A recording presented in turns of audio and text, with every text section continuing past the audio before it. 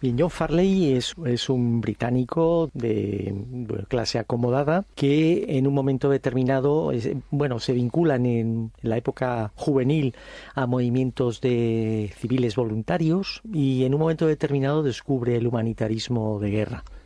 Entra en contacto con los protagonistas del movimiento internacional en sus primeros tiempos, miembros del Comité de Ginebra, y a partir de ahí él se implica en la fundación de lo que es la primera Cruz Roja Británica en el año 1868-69 y después, a resultas de eso también, en la guerra franco-prusiana dirige la ambulancia británica en París, incluso prolonga sus actividades durante la Comuna. Después de estas circunstancias, él tiene 2 años después estalla la guerra carlista y en 1874 aparece en una misión humanitaria, digamos, en el escenario norte de esa última guerra carlista, que era el escenario, digamos, más convulso y en un momento además bastante complicado. Él venía con la intención de ver cómo era la atención a los heridos en un conflicto civil, porque la Cruz Roja estaba organizada como una sociedad de sociedades nacionales, de tal manera que en cada país solo había una sociedad y estaba planteada como para guerras internacionales. En el momento en el que hay una guerra civil y él había vivido la situación de la Comuna, tenía mucho interés por ver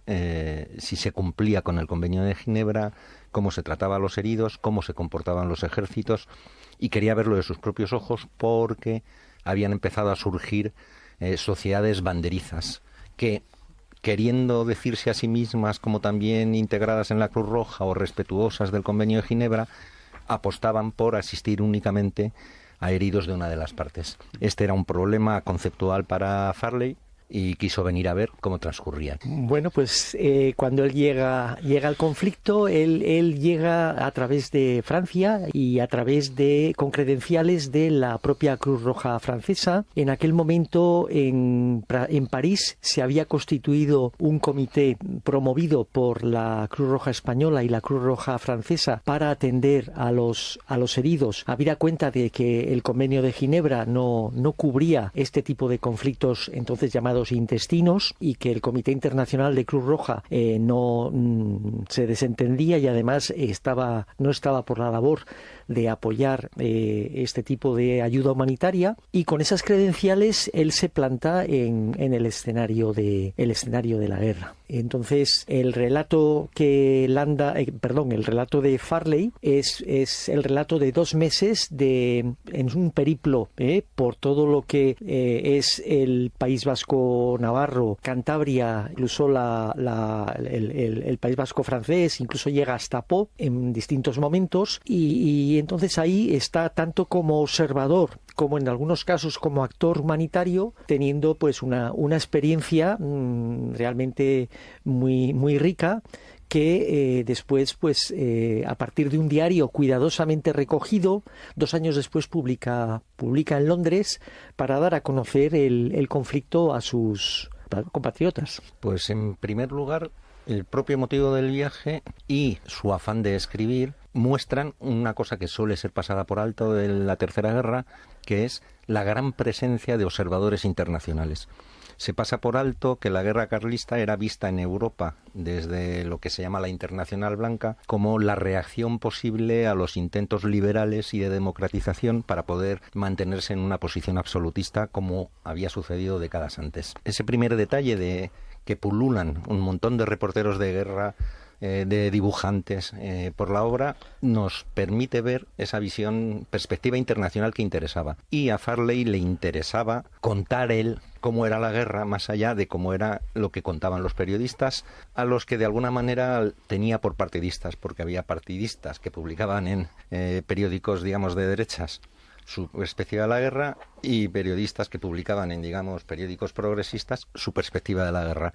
Y él no tenía nada claro cuánto de verdad o de mentira había, entonces se empeñó en... Luego, a él le gustaba darse un poquito de postín a sí mismo,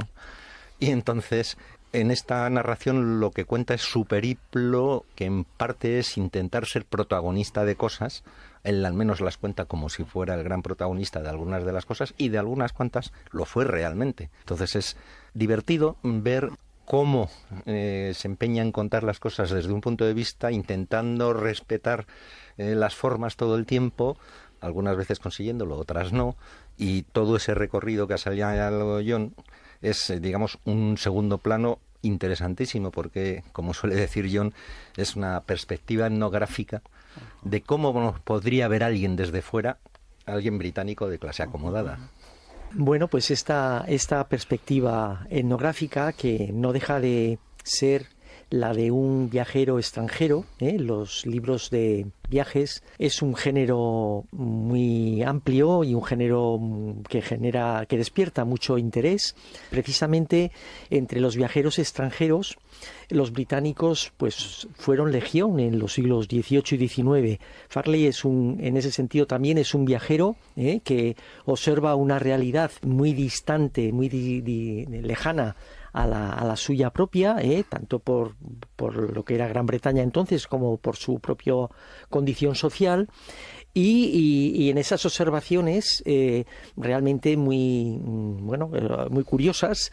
pues aparecen un retrato del territorio, de los territorios, un retrato de los paisajes y un retrato de los paisanajes, pues que no tiene desperdicio, que es bien atractivo. Porque está el plano gastronómico, le gustaba claramente mucho comer. No parece que tuviera mucho buen gusto por comer,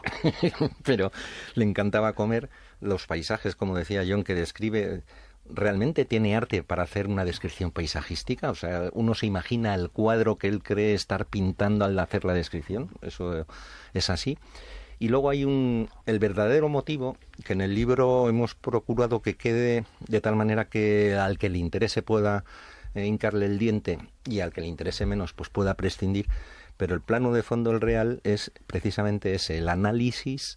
de si las sociedades de socorro a los heridos pueden o no intervenir y en qué condiciones en guerras civiles. Hay todo un debate en el seno de la Cruz Roja sobre si atender o no más que conflictos internacionales. De hecho, en esta época, en este momento, en los inicios de la Cruz Roja, se oponía. De hecho, hasta 1976 la Cruz Roja no modificó los términos de su convenio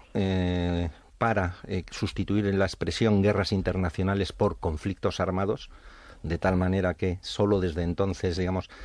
se siente legitimada y respaldada por el concierto internacional para poder intervenir en todos los casos. Ese es un debate que en aquel momento estaba vivo, muy vivo, y había otro debate también muy vivo, que era el de los ejércitos negándose a la intervención de las sociedades de socorro según en qué condiciones. Porque ellos, en aquel momento, todos los ejércitos se sentían atacados si se decía que no tenían una sanidad militar en condiciones como para atender a sus heridos, pero al mismo tiempo necesitaban, porque era verdad que en una batalla con 10.000 heridos no hay sanidad militar que los pueda atender. Así que tenían que poder dejarles participar. Pero el empeño de los ejércitos fue que esas sociedades de socorro, que tenían que ser nacionales, estuvieran a las órdenes de los ejércitos. Y de hecho, si en la guerra franco-prusiana de 1870 se había producido una cosa que dejó a todo el mundo perplejo, que es la intervención de cientos de ambulancias de varios países diferentes, campando a sus anchas por los campos de batalla, rescatando heridos, y los ejércitos encontrarse maniatados de no poder impedirlo, digamos. Y en la guerra carlista, de algún modo, se intentó revivir eso, aunque no hubo esa participación internacional de ambulancias, cada una por su cuenta. Sí hubo algunas españolas que lo hicieron. En 1878, en un congreso internacional de ejércitos, se aprobó que la Cruz Roja no podía intervenir si no era detrás de cada ejército. Y de hecho eso supuso un pequeño estancamiento de los desarrollos de la Sociedad Internacional de la Cruz Roja, que incluso tuvo que celebrar un congreso internacional a escondidas, digamos, en 1873, porque los ejércitos no estaban por la labor en aquel momento. Y además es importante remarcar que dentro de la primera Cruz Roja, a nivel de movimiento internacional, el conflicto carlista, la última guerra carlista y el cantonal, fueron los dos mayores conflictos civiles en los cuales se intervino primero, con una reticencia, como ya hemos dicho, del propio Comité Internacional, pero con una determinación a partir de los acuerdos que fueron capaces de labrar responsables de la Cruz Roja y destacadamente Nicasio Landa con ambos bandos. Nicasio Landa es una persona que está desde el minuto cero en el origen de la Cruz Roja Internacional. John Farley llega un poco más tarde. John Farley llega justo en los momentos previos a la guerra franco-prusiana. Y Farley, digamos, él, y lo dice en sus autobiografías, porque tiene más de una, admiraba a Nicasio Landa lo que había leído de las intervenciones de Nicasio Landa en la Conferencia de Ginebra de 1863. Hay que recordar que es que Nicasio Landa fue el que intervino diciendo que él no podía aceptar de ninguna manera la inmunidad de los servicios sanitarios militares si no iba acompañada de la inmunidad de los soldados heridos, que fue el motivo por el que se introdujo la inmunidad a los soldados heridos en los convenios internacionales. Farley, que también era católico, igual que Nicasio Landa, admiraba esa convicción de Nicasio Landa y quería conocerle, y de hecho le conoce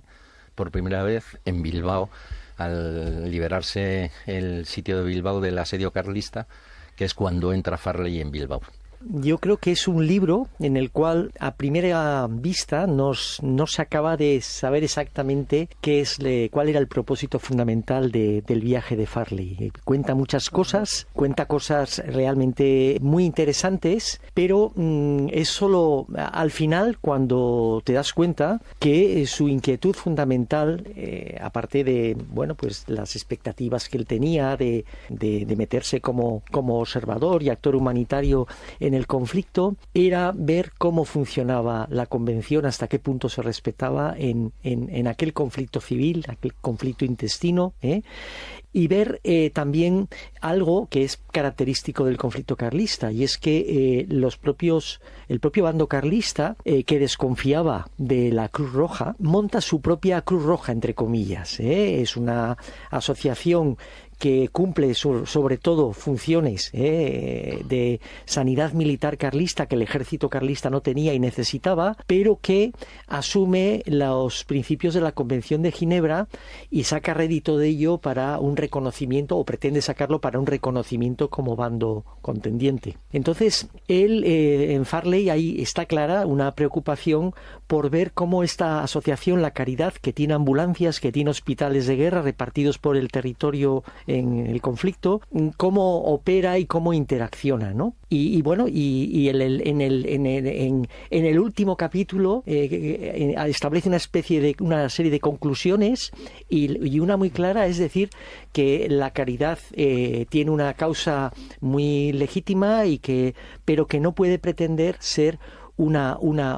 Cruz Roja bis en el conflicto, porque en cada país solo puede haber una Cruz Roja, y la bandera de la Cruz Roja ya la tiene la Cruz Roja. Hay una que me gusta muchísimo, como paseante de los montes y tal, que es las descripciones que hace de por dónde va a ir. Y claro, uno se imagina a un británico de un país más o menos llano, con suaves colinas, paisajes,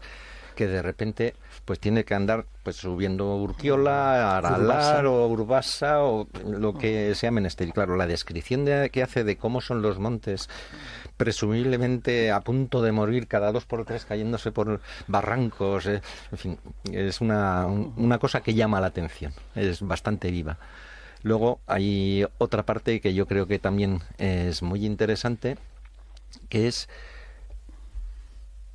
volviendo a lo que había dicho John, la descripción del paisanaje, es decir, la cantidad de gente diferente con la que se encuentra, cómo habla de ellos, cómo habla de sus hábitats, sitios, fondas que describe de una manera que dices, bueno, esto se parece, es verdad, a cuando yo era pequeño, o sea, que durante mucho tiempo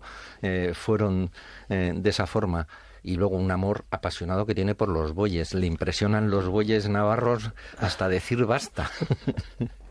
Pues lo que nos enseña en unas circunstancias como las que tristemente estamos viviendo en este momento, porque al fin y al cabo tenemos nuevamente un conflicto en medio de Europa y ese conflicto y todo lo que ese conflicto ha movilizado de bueno y de malo, pues nos evoca realmente pues puntos que aparecen en este texto. Entonces lo que nos enseña es que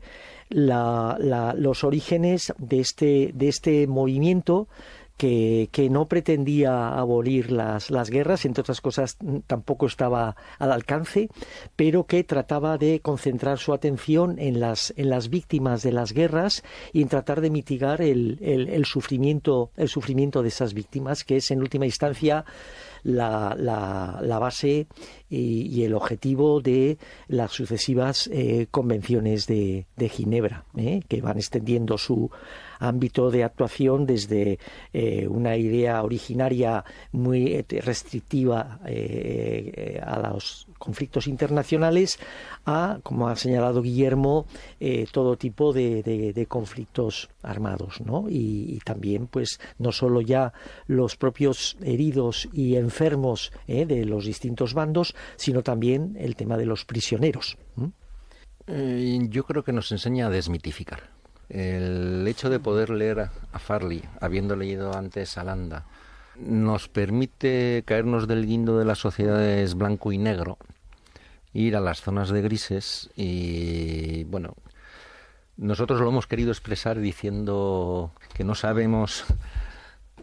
que puedes odiarlo y descubrir que te gusta o gustarte y descubrir que lo odias. Poder leer a Farley esa visión desde fuera, que no está claro si está defendiendo a alguien o no, que a veces parece que sí, a veces parece que defiende al otro, que defiende a los dos lados, que ataca a los dos lados.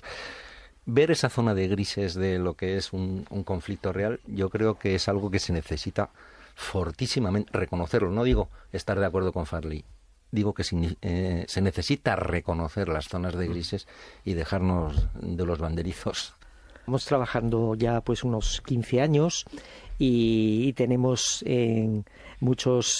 desfilado muchos personajes y hemos abordado y estudiado muchos personajes. Hay una mujer que realmente tiene un papel muy destacado en este conflicto, que es Concepción Arenal. Concepción Arenal es muy amiga de Nicasio Landa, y Concepción Arenal, de la cual no hace falta dar muchos, pues una mujer pues con una proyección en muchos ámbitos muy destacada, con un nivel de publicaciones muy amplio. Durante el conflicto carlista se vuelca y pone la revista que ella editaba, la pone a disposición de la Asociación de Mujeres de la Cruz Roja,